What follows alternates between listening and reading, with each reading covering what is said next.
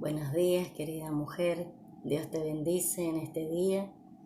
Damos gracias porque estamos caminando el camino de la cruz. Estamos recorriendo los últimos días de vida del Señor Jesús en este mundo y hoy es el último día. Hoy es lo que los cristianos llamamos la pasión de Jesús. Tanto ayer jueves como hoy viernes podemos recordar su sufrimiento, porque decimos que es la pasión, porque es el tiempo donde Jesús sufre la agonía desde el monte Getsemaní, cuando él ora, sufriendo, sabiendo lo que venía, hasta el día de la sepultura que es hoy, la muerte y sepultura de Jesús. Los evangelios lo cuentan, está descrito en la palabra de Dios el paso a paso, todo lo que sucedió, y podemos ver que en este tiempo muchas profecías se cumplen. Cada paso de esta pasión de Cristo fue el cumplimiento de profecías del Antiguo Testamento que lo hacían el Mesías, el Salvador. Muy temprano ese día los fariseos querían terminar con esa amenaza, ya sacarse de encima la amenaza que representaba Cristo para ellos. Lo llevan ante Pilato, luego de un juicio muy injusto. Jesús es condenado a muerte. Los mismos religiosos, los mismos dirigentes judíos piden que sea soltado un preso, y Pilato trata de persuadirlos para que sea Barrabás, que era un homicida justamente y un ladrón, pero los mismos religiosos incitan al pueblo a que pida a la crucifixión de Jesús. Allí Jesús es juzgado. Pilato cumple una justicia humana, aunque él mismo declara que no haya culpabilidad en Jesús. Esto se hace también por el cumplimiento de la palabra de Dios. Jesús es llevado con su cruz, o sea, él arrastra su cruz hasta el monte de la calavera, hasta el Gólgota. En una parte del camino, Simón de Cirene le ayuda a llevar la cruz, porque las fuerzas de Jesús desfallecen y se cumple todo lo dicho por los profetas.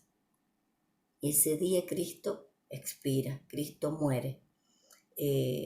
Sus piernas no alcanzan a ser rotas, como era la costumbre, porque él muere antes de eso también como cumplimiento de una profecía que hueso suyo no sería quebrado. Pero una cosa extraordinaria que sucede ese día es un hecho que también lo relatan los evangelios, que dice que el velo del templo se rasgó por la mitad de arriba abajo. El velo del templo era una parte, una sección en el templo de Salomón, que Dios les había dicho que era el lugar donde la presencia de Dios iba a estar. El lugar santísimo estaba separado de todos los otros lugares que el templo tenía por un velo. Ese lugar santísimo representaba que ahí estaba la presencia de Dios. Y el velo, que medía aproximadamente 10 centímetros de espesor y que tenía una altura de 18 metros aproximadamente, se supone que tenía el templo de Salomón, el templo de Jerusalén. Ese velo se rasga en el momento que Jesús muere, y el estruendo fue tan grande, tan fuerte, que queda registrado en la palabra de Dios.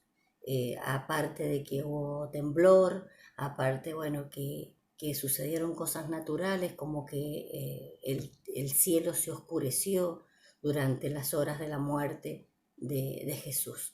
O sea, todo eso que sucede nos da testimonio de todo lo que Dios había anunciado a través de la palabra, a través de los profetas, y que en ese día el Hijo de Dios estaba cumpliendo la palabra de Dios.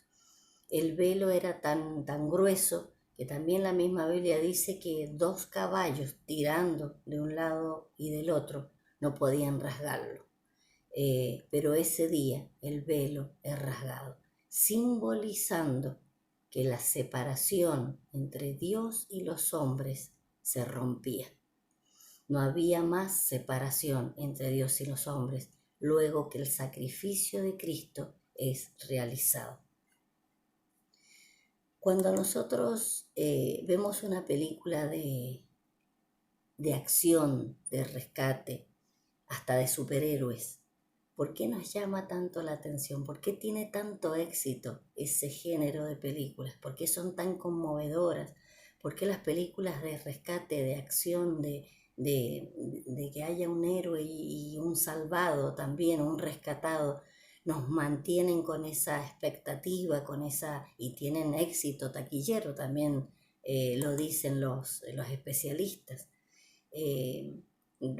Películas que vemos muchas veces, rescates de desastres naturales, películas famosas que fueron quizá de la erupción de un volcán, de un temblor, de un tsunami, películas que nos hablan también de rescates de bomberos, por ejemplo, esos héroes que traspasan las llamas para llegar a salvar a las personas que tienen como misión hacerlo.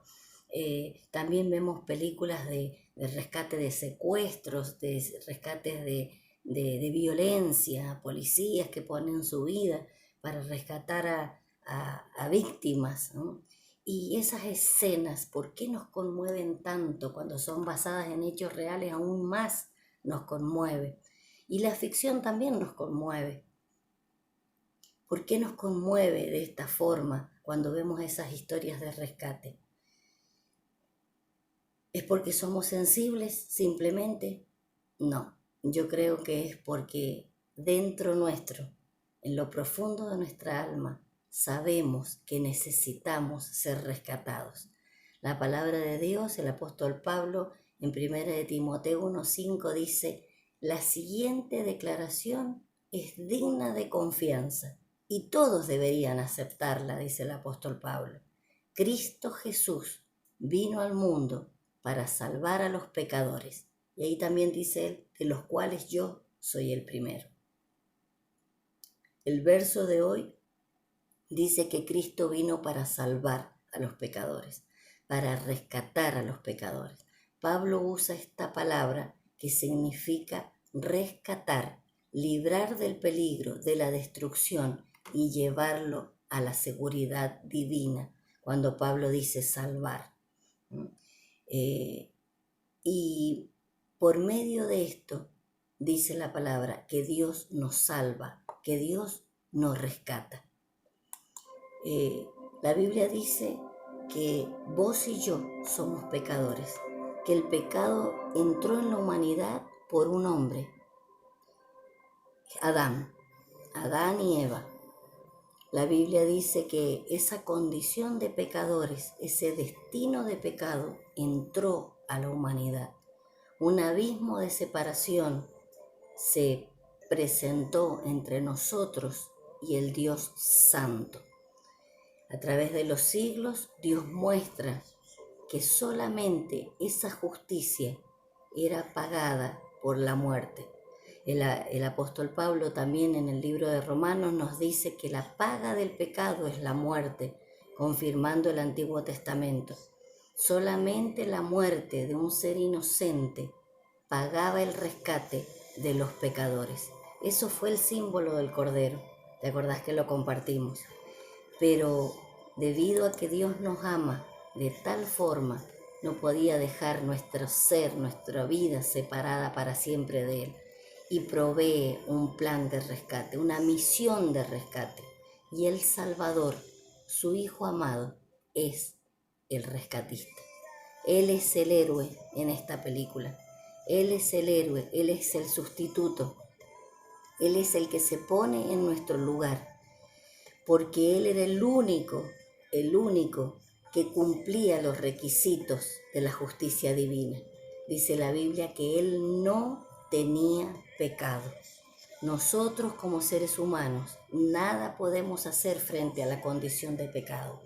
Él, el Hijo de Dios, vino a este mundo sin pecado y en semejanza de carne de pecado cumplió todo lo que vos y yo nunca vamos a poder cumplir. Él es el sustituto, Él es el perfecto sacrificio para nuestro rescate. Él no tenía pecado.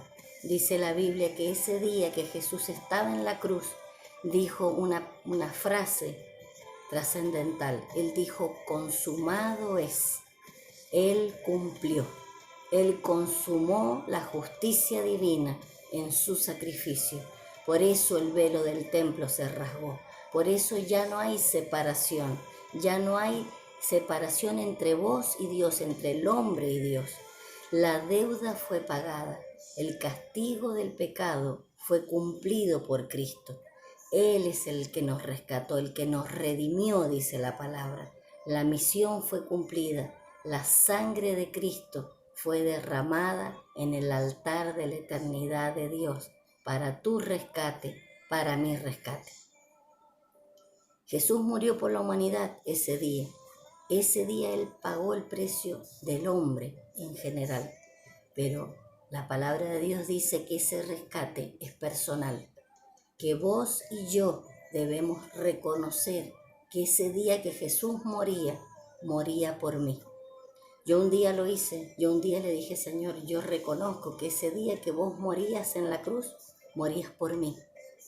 Y Él te invita, si vos no lo hiciste nunca, que puedas reconocer que sos pecadora, que Cristo ese día pagaba el precio de tu rescate, de tu salvación. Él es el héroe, Él es el que nos rescata. Él no merecía morir, pero Él paga el precio del rescate y cumple la justicia divina. Hace 2000 años el Hijo de Dios estaba muriendo allí por la humanidad, pero Él desea que ese regalo de salvación vos lo aceptes y lo recibas en forma personal. Ese día que Jesús moría, ese día, tu rostro, tu nombre y apellido estaban en su corazón y en su mente. La salvación que Dios nos ofrece es personal. Es personal. Dios quiere que yo y que vos nos rindamos a Él. ¿Le vas a decir sí a Cristo? Yo te invito que en este día tan especial, donde la mayor muestra del amor de Dios se hace clara en el sacrificio de su Hijo Jesucristo, vos puedas decirle sí al Señor. Yo creo que ese día vos morías en la cruz por mí. Me arrepiento de mis pecados y te entrego mi vida para caminar una nueva vida tomada de tu mano.